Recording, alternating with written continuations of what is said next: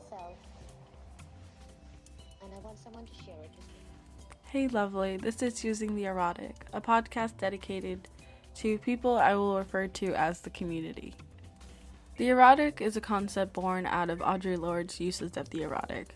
It describes the erotic as a source of power, a means of finding a life's purpose outside of fulfilling some role in society. But first, let me introduce myself. I will be your host for the podcast. I go by many names, but here you can call me Aldo.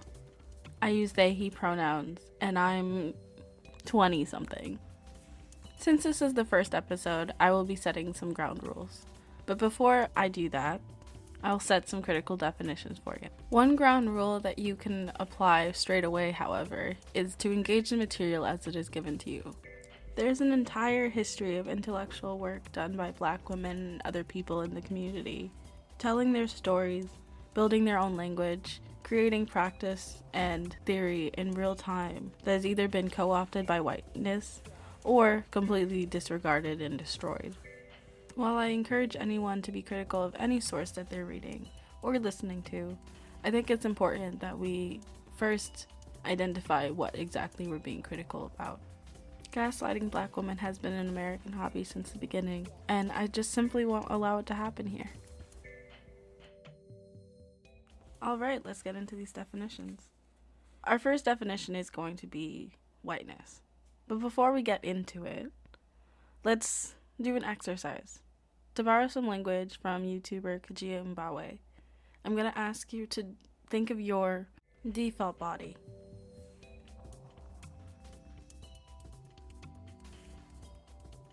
Now, I can't tell you what your default body looked like.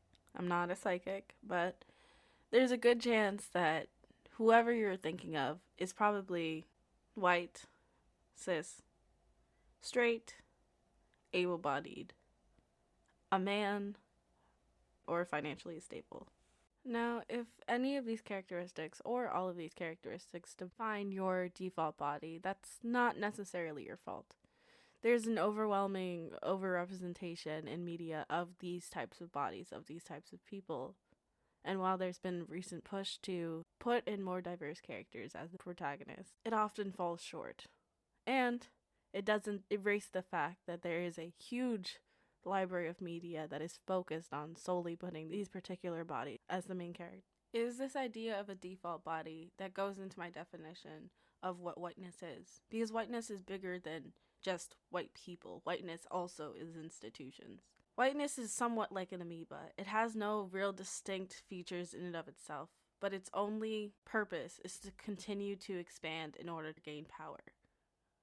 It is defined by the colonization that it continues to do throughout history and the importance of establishing itself as the civil option, the moral option, the best option.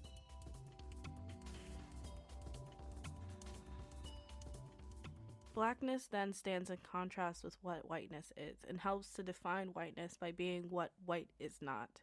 If white is normal, black is savage, barbaric, primitive, immoral. If it is normal to be cis, it is not normal to be trans. If it is normal to be straight, it is not normal to be queer. So on and so forth. We can think of blackness not as black people in particular, but blackness as all of the things that were beaten out and killed off during colonization.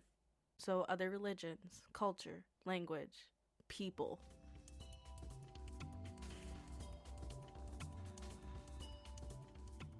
Womanhood is a little bit more straightforward. Historian Barbara Welters, who wrote The Cult of True Womanhood, gives us the 4 pillars or values of womanhood, and they are as follows: purity, piety, submissiveness, and domesticity. While these were rooted in the 19th century, it informs how we think about womanhood today.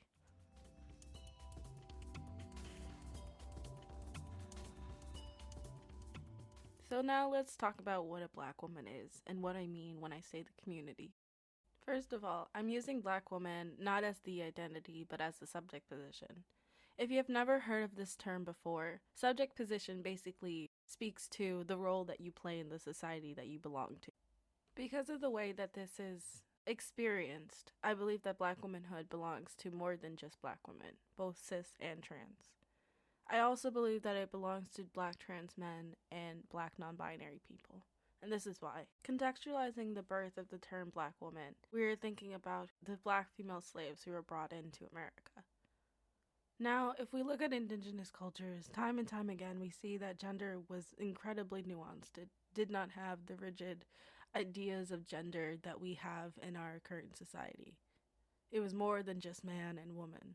Having this understanding, it is reasonable to assume that all of the people who were labeled Black women may not have taken up that term, and given the language that we have today, might have identified as Black and trans, or Black and non-binary.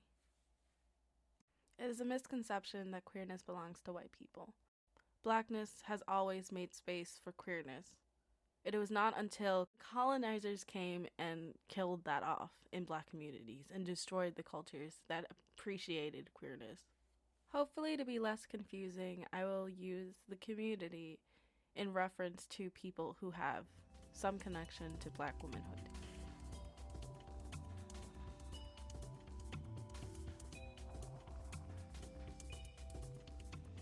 Alright, you've made it halfway through. I'm so proud of you. An institution does not necessarily mean just any organization. Institution is all-encompassing, such as capitalism, the legal system, the idea of what a sovereign nation is, so on and so forth. The key to this is that all of these institutions insist that there is a normal and that there is a not normal.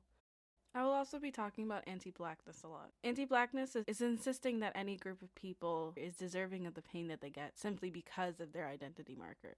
This includes racism, but also homophobia, transphobia, elitism in academia, anti-homelessness, so on and so forth. Basically, if it affects Black people more, it is anti-Black.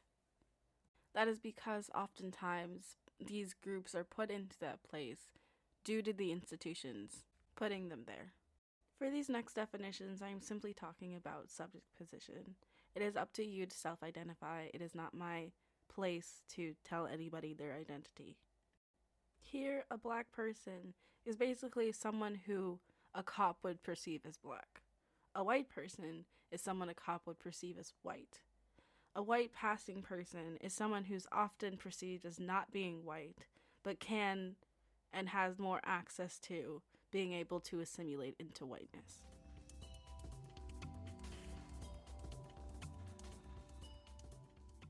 Now let's get into the ground rules. It is assumed that if you're listening to this podcast, it's because you care about Black women and other people in the community. So these ground rules are simply just stating out loud boundaries for me, my guest, and the material that we were going to work with. We've already covered the first ground rule. I will repeat it again. Engage with the material as it is given to you. If scholars can accept entire fictional world like Middle Earth and a galaxy far, far away for Star Wars, I expect that my listeners will be able to appreciate the labor that me and my guests have to offer. Number 2. While the community is based off of Black womanhood, please understand that not everybody who's on the show, including myself, identifies as a Black woman. It is still expected that you will respect people's identities and pronouns. Ground rule number 3. This is not a safe space. This is a space of healing and liberation. Credit to my friend Maria for pointing this out to me about a year ago, but safe space is often code for coddling ignorance. It is not a safe space for the community if people are allowed to assert their harmful and ignorant assumptions.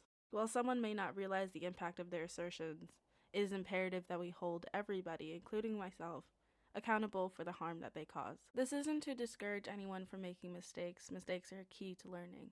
However, you're not simply going to be forgiven for the harm that you caused because you didn't know. We together are simply going to be comfortable with being in the wrong. Number 4. Understand that my labor ends with the podcast. Well, I'm happy to be a guide on this podcast. My personal time is my personal time. Again, this isn't to discourage anyone from finding out more about the subject. Just recognize that I've been explaining this for pretty much in my entire life and I am exhausted. Do not take the work that I do on this podcast as an invitation to expect that I will do the work for you on my own time. If you do want some of my personal time, I believe that the Venmo app is free on the App Store. That's only mostly a joke. One addendum that I will make, or one addition that I will make, is that I will always be open to a clarification episode request. And those can be directed at the Twitter at Using the Erotic. Feel free if any of the language isn't accessible to you or a concept was not explained properly on the podcast. I'm absolutely happy to try and reword it or explain it in a better way. Number 5. I reserve the right to simply not debate a topic, especially when the argument of the opposing side is based on a racist assumption or an anti-black assumption. Racist statistics do not faze me, and I'm not impressed by racist remarks. We are people, and we do not have to accept the conditions that we are born into. Now, this is less of a ground rule and more of just a grounding concept for this podcast. But whiteness is harmful to everybody, even white people. Unless you are exactly the person that this society is made for, you are harmed in some way, shape, or form. Other people might be harmed worse than you, might be harmed less than you, but it affects us all. And because of this, I stand by the phrase, until all black women are free, none of us are free. Because in order to make black women free, all black women free, we would have to destabilize every single institution that harms them, which means that we would destabilize those institutions as well for everybody else.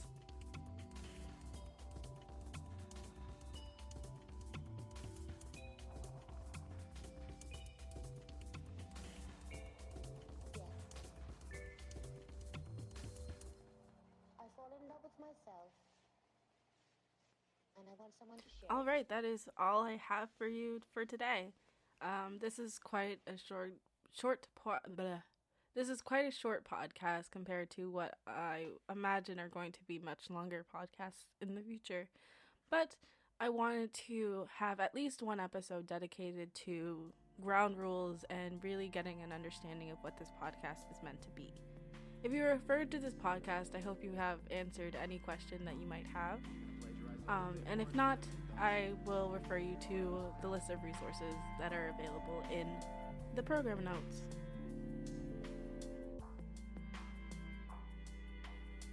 I feel the plot about to thicken.